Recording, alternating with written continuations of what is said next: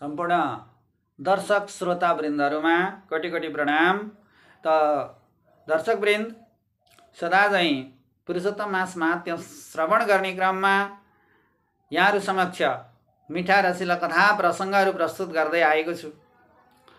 त आज पनि हामी यो पुरुषोत्तम मास कथा महात्म्य श्रवण गर्ने छौं। हामी छोटो ध्यान गरौं, त्यसपछि कथा महात्म्य तर्फ प्रवेश गर्ने छौं।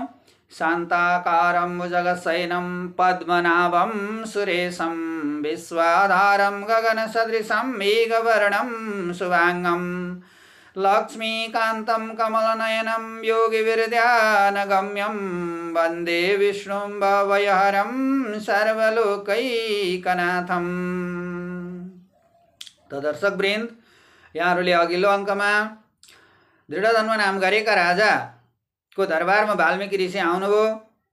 यता जंगलमा शिकार खेल्न जाँदा बारम्बार सुगाले दोहोर्याएको एउटै श्लोकलाई बुझ्न नसकेर वाल्मीकिका अगाडि राख्नु भएको छ। यो कथा यहाँहरूले श्रवण गरिसक्नु भएको छ। वाल्मीकि ऋषिले यसो विचार गर्नुभयो। दृढधन्वले पनि प्रश्न गर्नुभयो, हे प्रभु, हे ऋषिश्वर, मेरो यो धन सुख भोग ऐश्वर्य राज्य अनि सम्पत्ति सारा प्रजा, यो आनन्द, यो जीवनको सुख कहाँबाट कसरी के आधारले मैले प्राप्त गरेँ प्रभु भनेर दृढधन्व राजाले प्रश्न गर्नुभयो। वाल्मीकि ऋषिले 2 मिनेट विचार गरेर दृढधन्व राजाको पूर्व जन्मको वृत्तान्त श्रवण गराउन लाग्नुभयो। हे महाराज, हजुर पूर्व जन्ममा द्रविड देशमा उत्पन्न हुनुभएको सुदेव नाम गरेको ब्राह्मण हुनुहुन्थ्यो। त्यसपछि गौतमकी छोरी गौतमीसँग हजुरको विवाह भयो। त्यसपछि ताम्रपर्णी नदी, दर्शकवृन्द, ताम्रपर्णी नदी भन्नाले हाम्रो यो तोमर नदीलाई चिनिन्छ। र ताम्रपर्णी नदीको किनारमा गएर बसोबास गर्न लाग्नुभयो। बडा गृहस्थ जीवन आनन्दपूर्वक बित्दै गयो। उहाँ वेदज्ञ वेदपाठी ब्राह्मण हुनुहुन्थ्यो अनि षड्शास्त्र छन्द उपनिषद को अत्यन्त ज्ञाता हुनुहुन्थ्यो। बडा निष्ठावान ब्राह्मण हुनुहुन्थ्यो। सदा हरिमा भक्तिमा लीन रहनुहुन्थ्यो। यसरी नै उहाँको गृहस्थ जीवन बित्दै गयो। पत्नी पनि त्यस्तै गुणवती 32 लक्षणले युक्त भएकी शील शोभायुक्त थिइन्, पतिव्रता नारी थिइन्। ती दुवैको दाम्पत्य जीवन अत्यन्त आनन्दपूर्वक गृहस्थी बित्दै गयो। हरिमा भक्ति लगाउँदै जीवनमा दान धर्म पुण्य कर्म प्रशस्त गर्दै गर्दै गर्दै गए। बडा सन्तुष्ट हुँदै गए। तर एउटा दुःख थियो, उनीहरूका कुनै सन्तान थिएनन्। त्यसैले एक दिन ती सुदेव नाम गरेका ब्राह्मणले आफ्नी पत्नीसँग यो गुनासो राखे, हे पत्नी, हामीलाई हे प्राणप्रिय, हामीलाई जीवनमा सबै कुराको सुख छ, पुण्य कर्म पनि, पूजा आराधना पाठ पूजा हरिमा भक्ति प्रशस्त छ, त्यसबाट पनि हामी सन्तुष्ट छौँ। तर हाम्रा कुनै सन्तान छैनन्। त्यसैले म अत्यन्त दुखित छु। भन प्राणप्रिय, यसको के समाधान होला? पत्नी गौतमीले भनिन्। गौतमकी पुत्री गौतमीले भन्न लागिन्, हे स्वामी, हजुर यस्तो वेदज्ञ ज्ञानी ब्राह्मण अथवा पठित विद्वान भएर पनि पुत्रको शोक गर्नुहुन्छ, पुत्रको आशा राख्नुहुन्छ। मैले त सुनेकी छु, हठ गरेर दैवसँग पुत्र मागेर प्राप्त गरेको पुत्रले जीवनमा सुख प्राप्त गर्दैन अथवा दिँदैन भन्ने सुनेकी थिएँ। म त अज्ञानी छु, जान्दिनँ। हजुर नै वेदज्ञ ज्ञाता ब्राह्मण हुनुहुन्छ, विद्वान हुनुहुन्छ। तैपनि यसरी हठ नगरौँ, आजबाट यस्तो हठ छोडिदिनुहोस् भनेर बारम्बार सम्झाइन् बुझाइन्।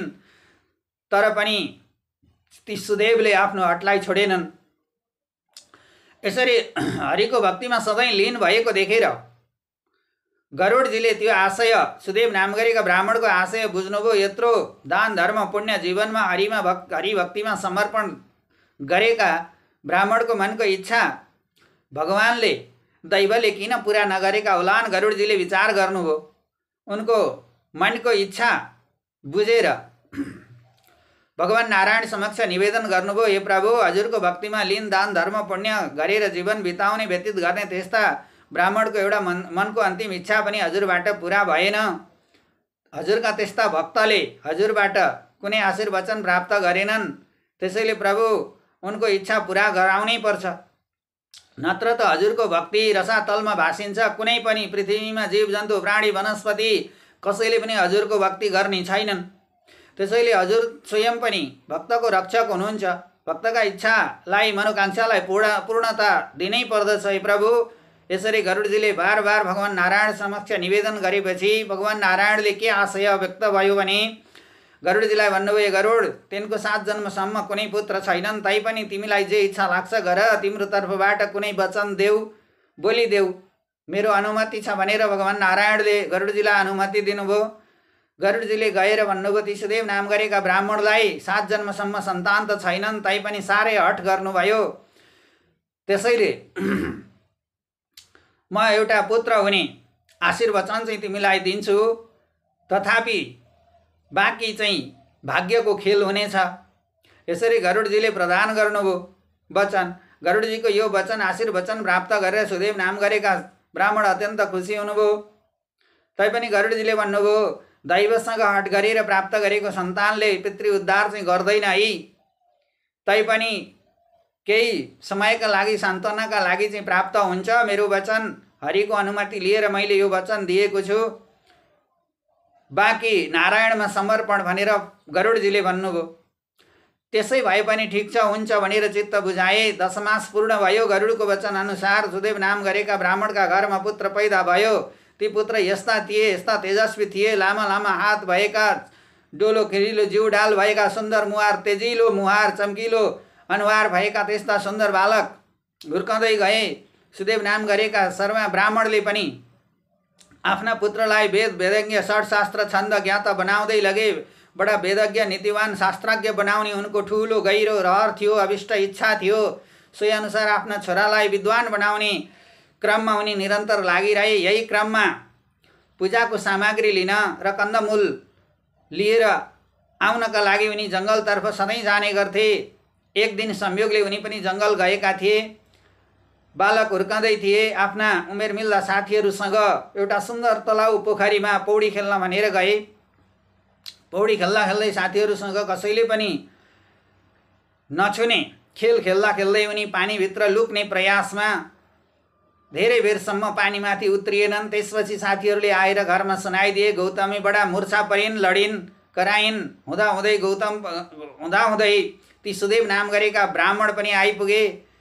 छोरो पोखरीमा डुबेको अथवा नउत्रेको कुरा सुनेर उनी पनि अत्यन्त मूर्छित भए। दुवै पति पत्नी भएर मिलेर पोखरीको किनारमा गए अनि निधन भइसकेका छोराको शवलाई पानीबाट निकालेर काखमा राखी बडा बिउवल हुँदै, हे छोरा, हे पुत्र, तिमी उठ, बोल, एक पटक भए पनि बोल भनेर बारम्बार पुकारा गरि नै रहे। काखमा छोराको शव राखेर संसार निहाले, संसार विचार गरे। सूर्य चन्द्र आकाश तारा ग्रह नवग्रह सबैलाई पुकार्न लागे। ब्रह्मा विष्णु महेश त्रिदेव सबैलाई पुकारे। तैपनि दैवको खेल यस्तो थियो कि त्यसै बीचमा सुदेव नाम गरेका शर्मा ब्राह्मणका घरमा देवल ऋषि आएर, सबै बडा सुन्दर तेजिलो बालक तपाईको घरमा पैदा भएको छ, गरुडजीले दिएको वचन खेर अवश्य जाँदैन भनेर देवल ऋषिले अगाडि नै भनिदिनु भएको थियो। तथापि सम्पूर्ण 99 गुण हुँदाहुँदै पनि एउटा अवगुण छ तपाईको छोरामा। हे सुदेव नाम गरेका ब्राह्मण, हजुरले शोक नगर्नुहोला। हजुरको छोरो 12 वर्ष पछाडि जलमा डुबेर मर्नेछ।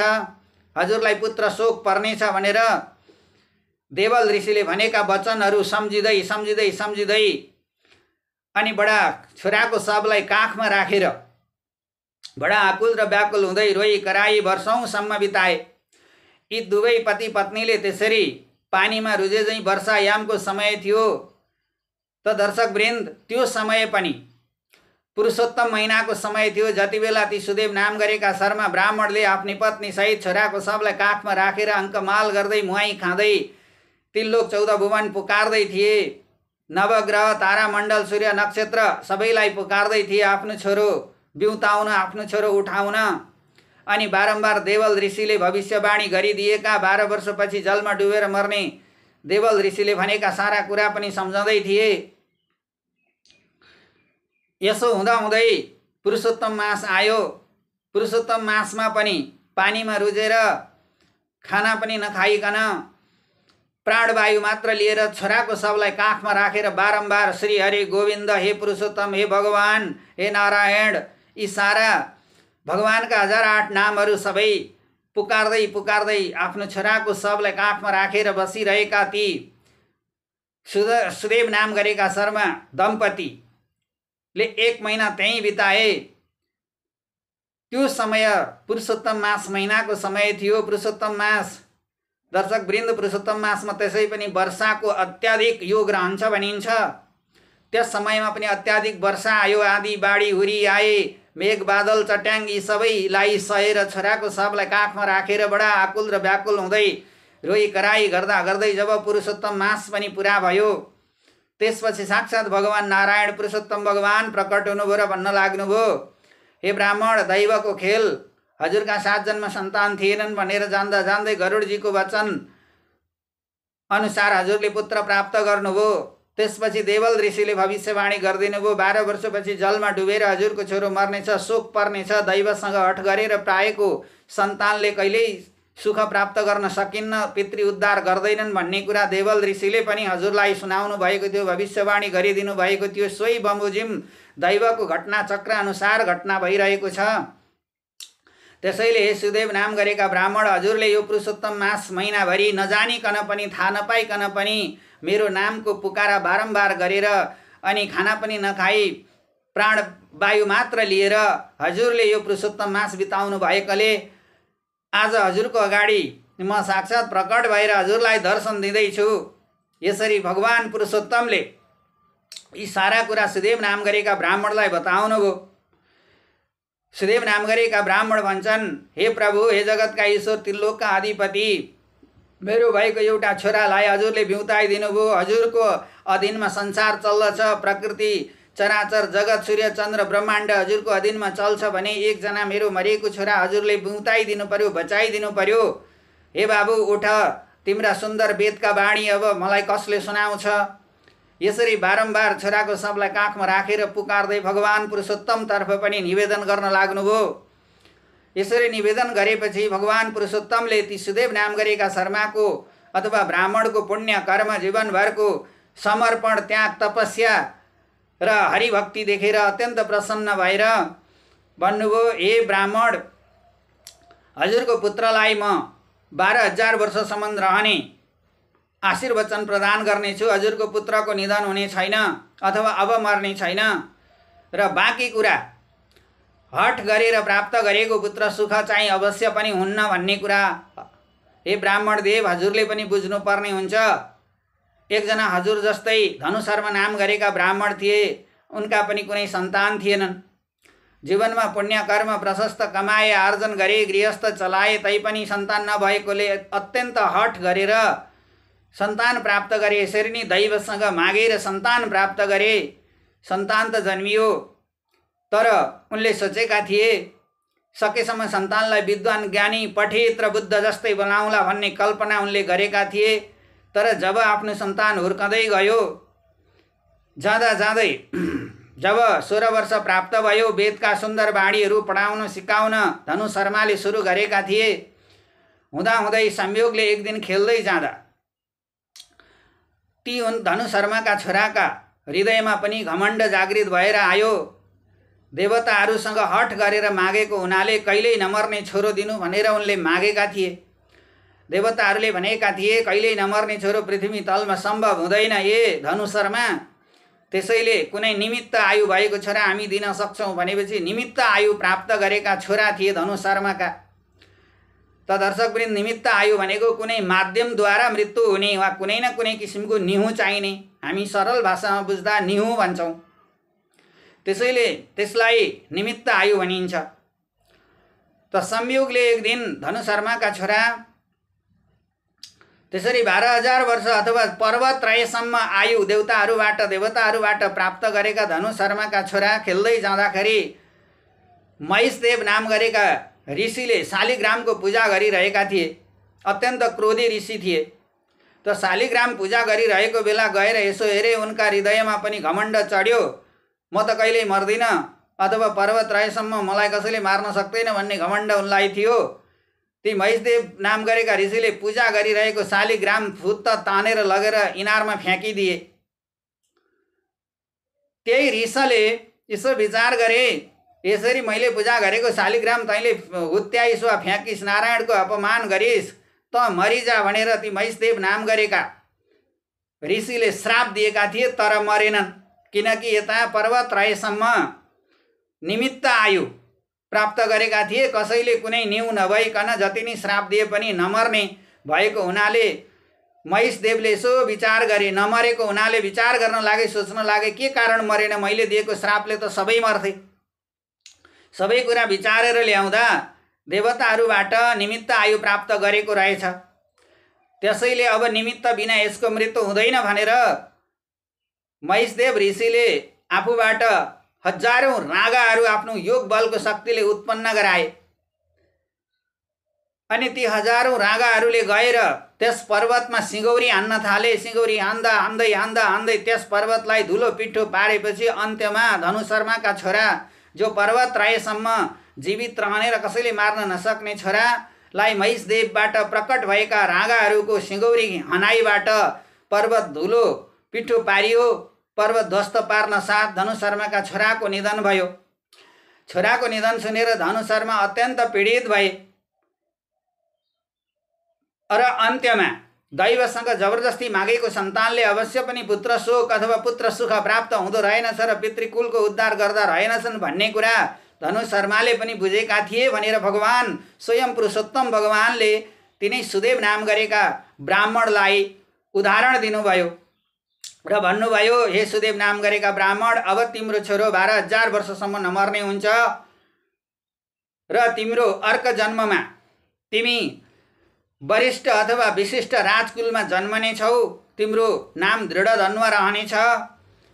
अनि त्यसपछि तिमी जङ्गलमा शिकार खेल्न जाँदाखेरि तिमीलाई यही छोरोले, जसको नाम तिमीले बाल्य अवस्थामा सुकदेव जस्तै भनेर सुकदेव नाम राखेका थियौ, यही छोरोले त्यति बेला तिमीलाई वैराग्यको अर्थी उपदेश दिनेछ। यसरी भगवान श्रीकृष्णले सुदेव नाम गरेका ब्राह्मणलाई अर्थी उपदेश प्रदान गर्नुभयो, उदाहरण दिनुभयो र पुरुषोत्तम मासको महत्त्व पनि प्रकट गराइदिनुभयो, प्रत्यक्ष प्रमाणित गराइदिनुभयो। र सुदेव नाम गरेका जो शर्मा अथवा जो ब्राह्मण थिए, तिनै ब्राह्मण अर्को जन्ममा गएर विशेष गरी दृढधन्वा राजाको रूपमा प्रतिष्ठित भए र ती दृढधन्वालाई शिकार खेल्न जङ्गलमा जाँदाखेरि सुगाको रूपमा आएर वैराग्य उत्पन्न गराउने जुन श्लोक वाचन बारम्बार दोहोऱ्याएको थियो, उही पुत्र थियो। उही पुत्रको सुकदेव रूपी, जो 12,000 वर्षसम्म पृथ्वीमा बाँच्ने सुकरूपी जुन वरदान भगवान पुरुषोत्तमबाट प्राप्त गरेका थिए, तिनैको